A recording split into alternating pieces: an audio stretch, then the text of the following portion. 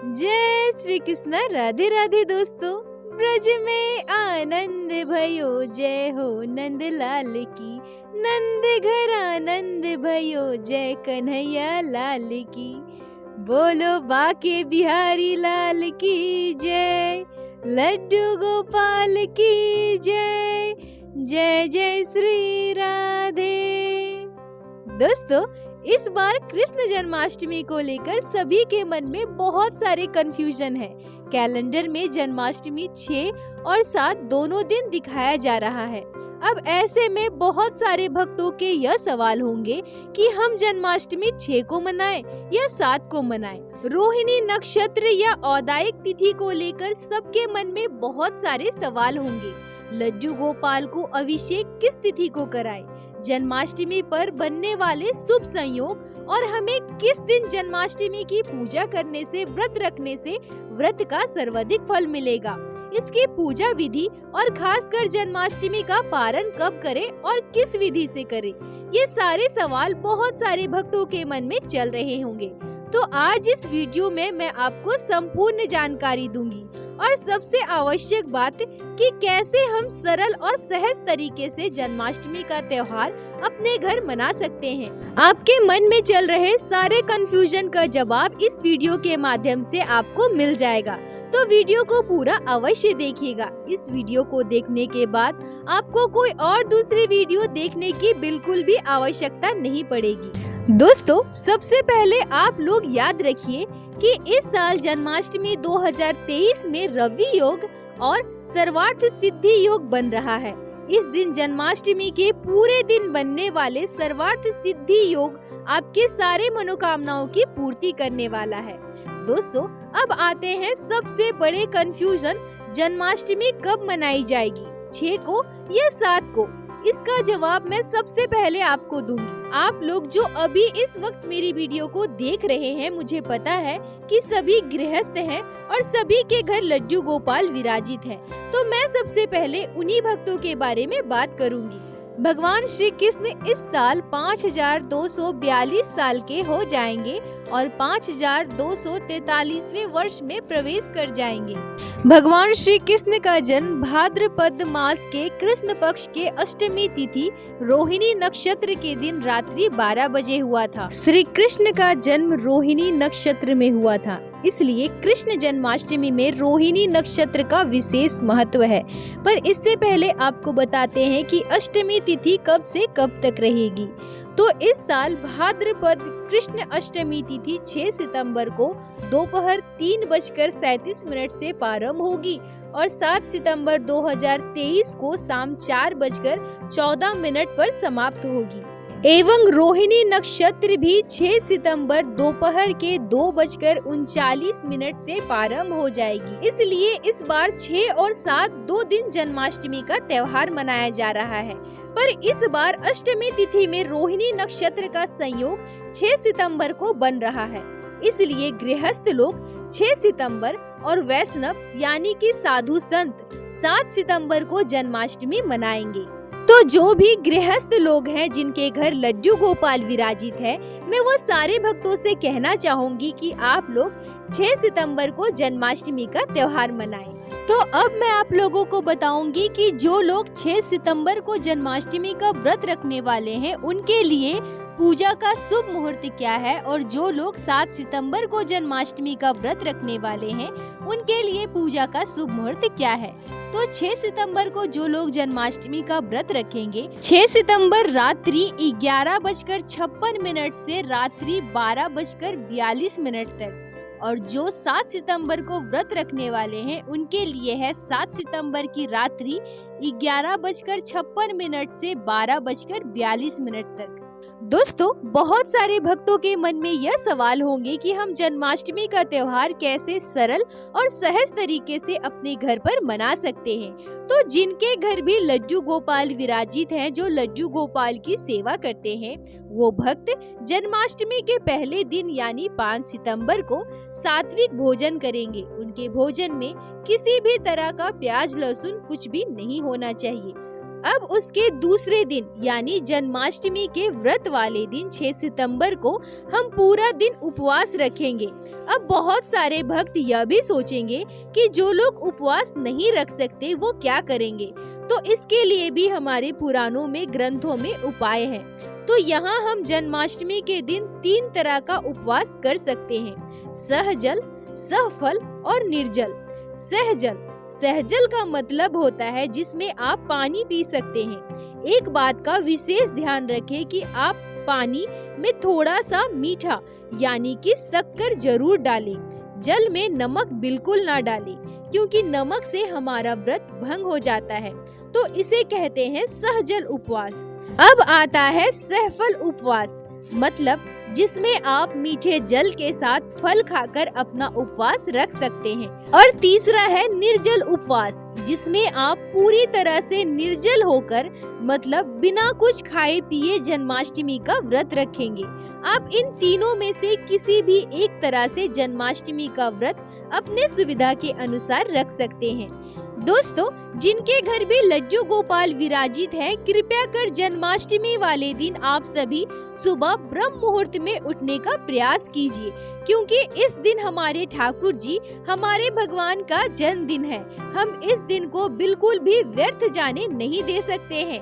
आप लोग प्रतिदिन भले ही लड्डू गोपाल की मंगला आरती ना करते हो, पर जन्माष्टमी वाले दिन कोशिश कीजिए कि सुबह उठकर स्नान आदि संपूर्ण करके लड्डू गोपाल की मंगला आरती जरूर करें। मंगला आरती के बाद 16 माला का जाप जरूर करें, मतलब दिन की शुरुआत आपको ठाकुर जी के नाम के साथ ही करनी है।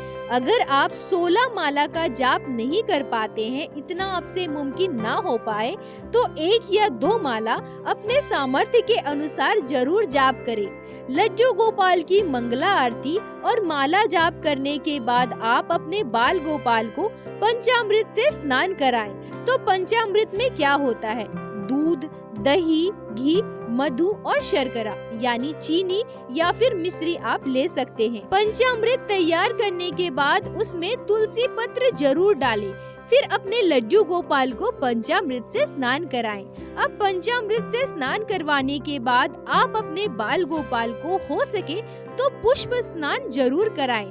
पुष्प स्नान करवाने के बाद लड्डू गोपाल को स्वच्छ जल से स्नान कराएं। आप उस स्वच्छ जल में गंगा जल या फिर यमुना का जल जरूर डालें।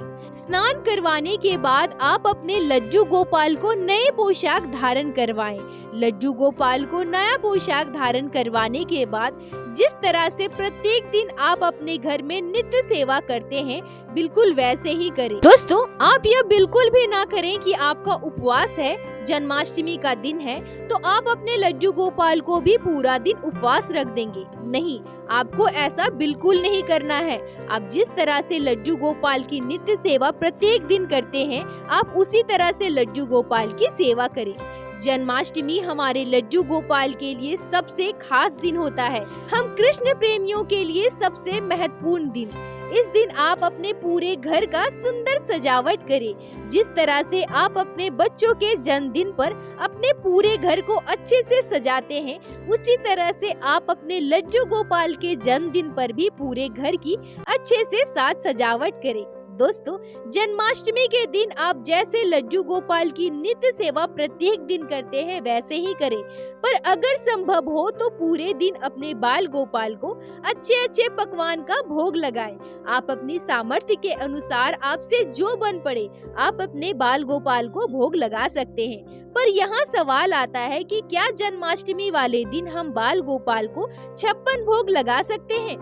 जैसा कि जन्माष्टमी वाले दिन हमारा उपवास होता है, इसलिए हम जन्माष्टमी के दिन खुद अन्य भोग ग्रहण नहीं कर सकते हैं। वैसे तो आप लड्डू गोपाल को 56 भोग लगा सकते हैं, या फिर आप यह भी कर सकते हैं कि जन्माष्टमी वाले दिन आप लड्डू गोपाल को तरह तरह के विभिन्न प्रकार के पकवान बनाकर उन्हें भोग लगा सकते हैं, और उसके दूसरे दिन यानी नंदोत्सव वाले दिन आप लड्डू गोपाल को अन्न भोग लगाएं, 56 भोग लगाएं और उसे हम प्रसाद के रूप में ग्रहण करें, और यह उचित भी होगा। जन्माष्टमी के दिन नंद बाबा ने धूमधाम से कृष्ण जन्म नंदोत्सव मनाया था। इसलिए हो सके तो नंदोत्सव वाले दिन लड्डू गोपाल को 56 भोग लगाएं, अन्न का भोग लगाएं और उसे खुद भी ग्रहण करें, अपने पूरे परिवार, दोस्त पड़ोसी सभी को ग्रहण करवाएं। दोस्तों, जन्माष्टमी आपके लड्डू गोपाल का जन्मदिन है, तो आप अपने बाल गोपाल को कोई तोहफा जरूर दीजिए। लड्डू गोपाल को पीला रंग बहुत पसंद है, इसलिए आप लड्डू गोपाल को पीले रंग का वस्त्र जरूर धारण कराएं। बाल गोपाल को बांसुरी और मोर पंख अति प्रिय है। आप अपने लड्डू गोपाल को बांसुरी या मोर पंख भी अर्पण कर सकते हैं। इसके साथ साथ आप अपनी इच्छा के अनुसार, जैसे आप अपने संतान का जन्मदिन मनाते हैं, अपनी खुशी से लड्डू गोपाल को कोई भी तोहफा दे सकते हैं। यह संपूर्ण तरीके से आप पर निर्भर करता है कि आपको आपके लड्डू गोपाल को जन्मदिन पर क्या तोहफा देना चाहिए। अगर आप जन्माष्टमी के दिन खुद से पूजा पाठ करते हैं तो खुद से कीजिए, या फिर अगर आप पुरोहित या पंडित के हाथों जन्माष्टमी का घर पे पूजा करवाते हैं तो आप वो भी कर सकते हैं। यह भी आप पे निर्भर करता है। आप चाहें तो घर में कीर्तन सत्संग भी करवा सकते हैं, पर क्योंकि लड्डू गोपाल का जन्मदिन है, हमारे कृष्ण का जन्मदिन है, इसलिए आप उस दिन कथा जरूर सुने, श्री कृष्ण जन्म लीला सुने, पढ़ें और दूसरों को भी सुनाएं। जिस तरह से आप अपने बच्चों के जन्मदिन पर लोगों को घर पे निमंत्रित करते हैं, उन्हें घर बुलाकर भोजन करवाते हैं, आप जन्माष्टमी वाले दिन भी वो कर सकते हैं। आपका मन जैसा हो, आप अपनी खुशी के अनुसार अपने बाल गोपाल का जन्मदिन मनाएं, या फिर जन्माष्टमी के दूसरे दिन नंदोत्सव वाले दिन भी आप यह कर सकते हैं। दोस्तों, अंत में आपसे एक बात जरूर कहना चाहूंगी कि जन्माष्टमी वाले दिन खुद को पूरी तरह से लड्डू गोपाल भगवान श्री कृष्ण में समर्पित कर दीजिए। और जन्माष्टमी क्योंकि इस वर्ष 2 दिन पड़ रहा है, तो मैं तो यह कहूंगी कि आप इन सब में ना पड़कर इस अवसर को अच्छे तरीके से लीजिए। अगर जन्माष्टमी का त्योहार 2 दिन पड़ रहा है तो अच्छा है ना, हमें अपने कान्हा का जन्मदिन 2 दिन मनाने का मौका मिल रहा है। एक दिन अगर आप घर में जन्माष्टमी का त्योहार मनाते हैं तो दूसरे दिन नाम कीजिए, कीर्तन कीजिए, सत्संग में व्यतीत कीजिए। इस मौके को व्यर्थ न जाने दें। श्री कृष्ण जन्माष्टमी पर भगवान कृष्ण श्री लड्डू गोपाल की पूजा करने से आपके जीवन के सारे दुख तकलीफ दूर हो जाते हैं। आप अपने साथ साथ दूसरों को भी प्रेरित कीजिए कि वो भी जन्माष्टमी का व्रत रखें। ऐसा कहा जाता है कि जन्माष्टमी का व्रत रखने से हमारे इस जन्म के ही नहीं, पिछले कई जन्मों के पाप नष्ट हो जाते हैं। अगर आप सच्चे मन से जन्माष्टमी का व्रत रखेंगे, अगले जन्माष्टमी तक आपके मन की हर एक इच्छाएं जरूर पूरी होगी। आप लड्डू गोपाल के लिए व्रत रखें, उन्हें झूला झुलाएं। आपके मन में यह विश्वास रखिए कि आपके कान्हा, आपके बाल गोपाल आपकी हर इच्छा को पूरी करेंगे। मैं आप सभी कृष्ण भक्तों के लिए प्रार्थना करती हूँ कि हमारे बाल गोपाल, हमारे लड्डू गोपाल आपके मन की हर एक इच्छा को पूर्ण करें। आप सभी को कृष्ण जन्माष्टमी की हार्दिक बधाई। दोस्तों, अगर आप लोगों को आज का ये वीडियो अच्छा लगा हो तो कृपया वीडियो को लाइक करके अपने दोस्तों और परिवार के साथ जरूर शेयर करें। और जैसा कि आप सभी को पता है कि मेरे चैनल पर प्रतिदिन लड्डू गोपाल श्री बांके बिहारी जी की सत्य लीला कथा सुनाई जाती है, तो चैनल को जरूर सब्सक्राइब करें, जिससे प्रतिदिन आप लोग श्री लड्डू गोपाल श्री बांके बिहारी जी की सत्य लीला कथा हमारे चैनल पर सुन सके। और इस जन्माष्टमी पर लड्डू गोपाल से मैं यह भी प्रार्थना करूंगी कि सभी के मन में भगवान श्री कृष्ण के लिए भक्ति आए, हमारे बाल गोपाल के लिए श्रद्धा आए और सभी भक्त को लड्डू गोपाल की लीला का अनुभव हो। और दोस्तों, मेरे साथ एक बार प्रेम से कहिए, बोलो बांके बिहारी लाल की जय, लड्डू गोपाल की जय, जय जय श्री राधे। लड्डू गोपाल की कृपा आप पर और आपके पूरे परिवार पर बनी रहे। राधे राधे दोस्तों।